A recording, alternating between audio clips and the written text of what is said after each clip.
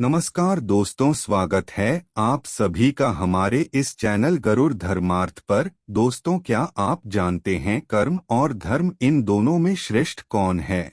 आपने कह दिया कर्म और हमने कह दिया धर्म, लेकिन कहने से कुछ नहीं होता, हर चीज को सिद्ध करना होता है। आइए हम सिद्ध करते हैं कि कर्म और धर्म इन दोनों में श्रेष्ठ कौन है, बड़ा कौन है और इनमें क्या अंतर है। अब आप हमसे पूछे कि धर्म और कर्म में श्रेष्ठ कौन है, तो हम आपको बता दें कि धर्म श्रेष्ठ है, लेकिन कैसे? अब सुनिए, इस पृथ्वी पर कर्म कर रहा है, यहाँ तक कि आंखों की पलक झपक रही है तो वह अपना कर्म हो रहा है। हम बोल रहे हैं, यह भी कर्म है। आप बैठे बैठे सुन रहे हैं, यह भी कर्म है। आप मोबाइल चला रहे हैं, यह भी एक कर्म है। कुछ भी आप कर रहे हैं, वह क्या है? कर्म है। कोई शराब पी रहा है तो वह भी कर्म है, और कोई दूध पी रहा है तो वह भी कर्म है। माँ के पैर दबाना कर्म है, और माँ को गालियाँ देना भी कर्म है। किसी के साथ करना भी कर्म है, और किसी की आरती उतारना भी कर्म है। परंतु अब हमारा धर्म जो है वह क्या कार्य करता है, इसे समझते हैं। धर्म जो है वह यह बताएगा कि कौन सा कर्म करना है और कौन सा कर्म नहीं करना है। बिना धर्म के कर्म अंधा है, उसे दिखाई नहीं देता है कि क्या सही है और क्या गलत है, क्या पाप है और क्या पुण्य है। यह धर्म ही है जो हमें दिखाता है। कर्म दो प्रकार के होते हैं, एक अच्छा और एक बुरा कर्म। धर्म ही दृष्टि देता है कि दूध पीने का कर्म करना है, लेकिन शराब पीने का कर्म नहीं करना है। माँ के पाँव दबाने का कर्म तो करना है, लेकिन माँ को गालियाँ देने का कर्म नहीं करना है। मेहनत करने का कर्म तो करना है, लेकिन चोरी करने का कर्म नहीं करना है। अब कर्म हमें दो चीजें देता है, अच्छा कर्म हमें पुण्य देता है और बुरा कर्म हमें पाप देता है। अब कोई इंसान किसी प्राणी को मारकर और उसे पकाकर खा रहा है तो वह भी अपना कर्म तो कर रहा है, लेकिन उसे धर्म का ज्ञान न होने से उसका वह कर्म उसे पाप दे रहा है। इसीलिए इंसान कर्म तो कर लेता है, लेकिन उसे धर्म का ज्ञान न होने से इंसान वह कर्म भी करता है जो उसे नहीं करना चाहिए। इंसान को वही कर्म करना चाहिए जो करने योग्य है, लेकिन उससे पहले उसे धर्म की कसौटी पर कस लेना चाहिए कि यह योग्य है या नहीं है। आपके पास छुरिया चाकू है तो इससे आप किसी प्राणी की गर्दन भी काट सकते हैं और किसी फल को भी काट सकते हैं। आपको कौन सा कर्म करना चाहिए यह धर्म बताता है। इसीलिए प्रत्येक इंसान को धर्म का ज्ञान होना अति आवश्यक है। सूर्य का धर्म है सौर मंडल में प्रकाश फैलाना, पानी का धर्म है जीवधारियों की प्यास को बुझा देना। इसी प्रकार माता पिता का धर्म है अपने संतान का प्रकार से पालन पोषण करना। उसी प्रकार संतान का धर्म है माता पिता को वृद्धावस्था में सहारा देना। शासक का धर्म है प्रजा का पूरी लगन के साथ पालन करना। उसी तरह विद्यार्थी का धर्म है ध्यान पूर्वक विद्या अध्ययन करना। इस तरह से ईमानदारी पूर्वक अपने कर्तव्य का निर्वाह करना ही वास्तविक धर्म है। अब धर्म को सही अर्थ में जानना भी बहुत जरूरी है। जैसे कि हमारे यहाँ कहा गया है कि अहिंसा परमो धर्म। अब एक राजा के लिए अहिंसा यानी दूसरे राज्य के राजा को या उनके प्रजाजनों की बुरी महत्वाकांक्षाओं के चलते हिंसा न करना होता है, साथ में अपने राज्य के भी नागरिकों की और प्राणियों की हिंसा न करें। लेकिन जब कोई लुटेरा या आक्रमणकर्ता हमला कर दे तो उस दुश्मन को और उसकी सेना को नेस्तनाबूद करना ही राजा का धर्म होता है। ऐसे समय अहिंसा परमो धर्म उसका धर्म नहीं हो सकता। इस बात को स्वयं राजा को उसके सलाहकारों को भी समझना और समझाना चाहिए। अगर राजा ऐसे समय अहिंसा का जाप जपता रहेगा तो अपने राज्य को हजारों सालों की गुलामी में धकेल देगा। धर्म और कर्म एक दूसरे के पूरक है, बिना कर्म के धर्म नहीं हो सकता। कर्म के बिना धर्म लंगड़ा है और धर्म के बिना कर्म अंधा है। यदि कर्म और धर्म के पहिए एक साथ चलेंगे तो ही हमारे जीवन की गाड़ी आगे बढ़ेगी। अब हम आपको एक बहुत ही महत्वपूर्ण बात है, हमारी इस दुनिया में बहुत से वाद विवाद चल रहे हैं, जैसे कि मार्क्सवाद, लेनिनवाद, माओवाद, समाजवाद, सापेक्षवाद और मुस्लिम धर्म है, क्रिश्चियन धर्म है, यहूदी धर्म है। ऐसे बहुत सारे वाद हमारी पृथ्वी पर चल रहे हैं। अब इन सभी को दो भागों में विभक्त कर दें।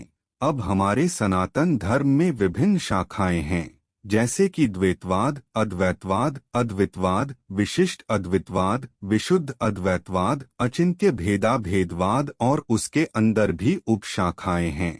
अद्वितवाद में दृष्टि सृष्टिवाद, सृष्टि दृष्टिवाद, विवादवाद, अजातवाद, अवच्छेदवाद, बिंब प्रतिबिंबवाद, ऐसे कई वाद और दर्शन है। इन सब को दो हिस्सों में विभक्त कर दे, एक आध्यात्मिक वाद और एक भौतिकवाद यहाँ आकर के खड़े हो जाइए, यानी कि एक आध्यात्मिक वाद और एक भौतिकवाद। क्यों? क्योंकि हम दो हैं। अब आप कहेंगे कि हम दो कैसे हैं, हम तो एक ही है। तो सुनो, एक असली में यानी आत्मा और एक नकली में यानी शरीर। अज्ञानी पूछे मैं कौन, तो कहेगा शरीर। ज्ञानी से पूछेगा मैं कौन, तो कहेगा आत्मा। तो असली मैं और नकली में यह दो हो गए, मैं आत्मा और मेरा यह शरीर। इसके अनुसार दो धर्म बने, एक जो शरीर का धर्म है और दूसरा जो आत्मा का धर्म है। जो शरीर का धर्म है वह शारीरिक धर्म और जो आत्मा का धर्म है वह आत्मिक धर्म या आध्यात्मिक धर्म। अब मान लो कि किसी का शरीर ब्राह्मण का है, तो उसका शारीरिक क्या होगा? उसका शारीरिक धर्म होगा पूजा पाठ करना, अध्ययन करना और करवाना, और जो वेदों में ब्राह्मण के लिए बताया गया है वह उसका शारीरिक धर्म होगा। तो अब आत्मा क्या है? क्या आत्मा भी ब्राह्मण है? जी नहीं, आत्मा की कोई उपाधि नहीं होती है, ना अहम मनुष्यों, ना देव यक्ष, ना ब्राह्मण क्षत्रिय वैश्य शूद्र, ना ब्रह्मचारी, ना गृही वनस्थो भिक्षुं चाहम निस्बोध। तो आत्मा कहती है कि मैं देवता, यक्ष, ब्राह्मण, क्षत्रिय, वैश्य, शूद्र, ब्रह्मचारी, गृह और सन्यासी नहीं हूँ, मैं तो निजबोध स्वरूप शुद्ध आत्मा हूँ। तो आत्मा का धर्म क्या होता है? आप सभी जानते ही होंगे कि आत्मा परमात्मा का अंश है। तो आत्मा का धर्म होता है अपने अंशी को धारण करना, यानी परमात्मा को धारण करना, परमेश्वर की भक्ति करना, परमेश्वर को जानना, अपने आप को जानना, यानी आत्मा को और परमेश्वर में लीन हो जाना ही आत्मा का धर्म है। तो शरीर का धर्म क्या होता है? तो अपनी सांसारिक परिस्थितियों के अनुसार अपने कर्तव्य आदि का पालन करना, यह शारीरिक धर्म होता है। अब इससे हमें चार प्रकार के लोग मिलते हैं। पहला है कर्मी। अब जो कर्मी होता है वह शारीरिक धर्म करता है, अपनी ड्यूटी करता है, लेकिन आध्यात्मिक धर्म का पालन नहीं करता, भगवान में मन नहीं लगाता। आत्मा क्या है?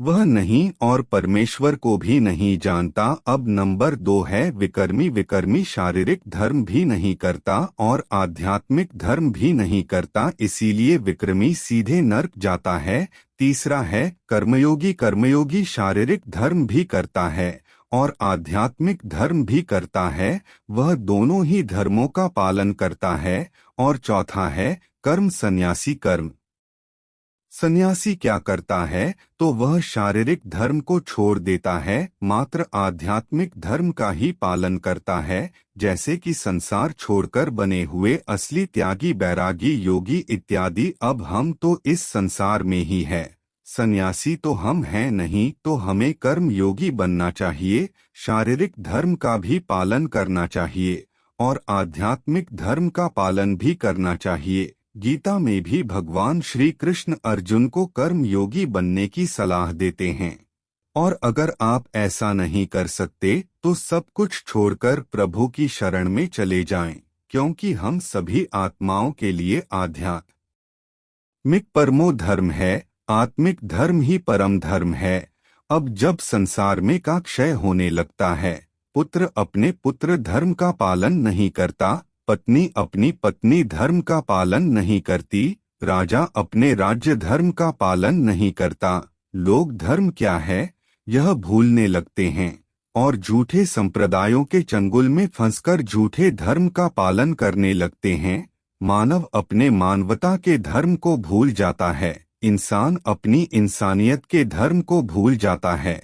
इंसान क्या सही है और क्या गलत है इसका निर्णय नहीं कर पाता और अराजकता, अंधकार, अविश्वसनीयता और अधर्म अपने चरम सीमा तक पहुंच जाता है।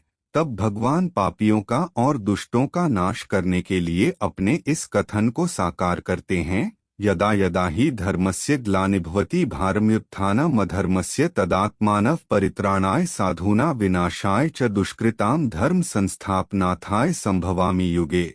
तो दोस्तों ही ज्ञान भरी और आध्यात्मिक बातें जानने के लिए आप हमारे चैनल गरुड़ धर्मार्थ को सब्सक्राइब कर सकते हैं। आप अपने विचार कमेंट में जरूर बताएं और प्रस्तुति को लाइक भी अवश्य कर दें। सब सुखी हो, सबका कल्याण हो। धन्यवाद।